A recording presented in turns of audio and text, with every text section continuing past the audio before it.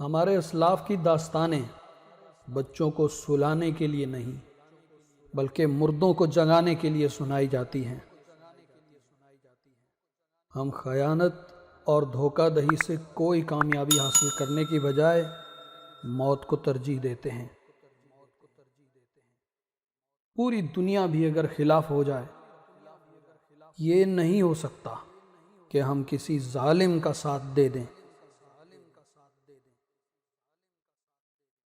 حق کی راہ پر چلنے والوں کو میرا رب کبھی تنہا نہیں چھوڑے گا۔ مجھے موت کا ڈر نہیں، لیکن وہ آخری سانس میرے لیے حرام ہوگی جس سے پہلے میں ہتھیار ڈال دوں۔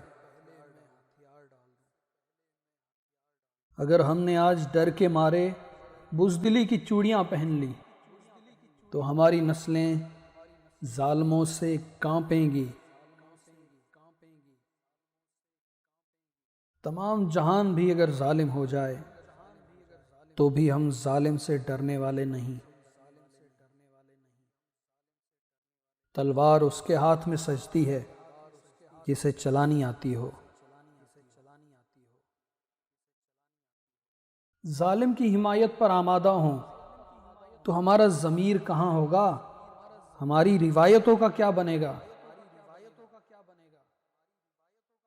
جہاں انسان جاتا ہے وہاں اس کا رزق پہلے پہنچ چکا ہوتا ہے۔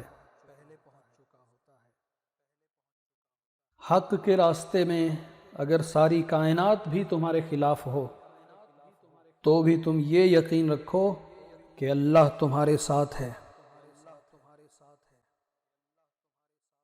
ہم یا تو غازی بنیں گے یا ہم شہید ہوں گے، مگر ہماری تلواروں کی جھنکاریں 1000 سالوں تک سنائی دیں گی۔ اگر آپ کا دل خالص اور پاکیزہ ہے تو دنیا کی کوئی شیطانی قوت آپ کا محاصرہ نہیں کر سکتی۔ جس کا کوئی خواب ہی نہیں، اس کا کوئی مستقبل نہیں۔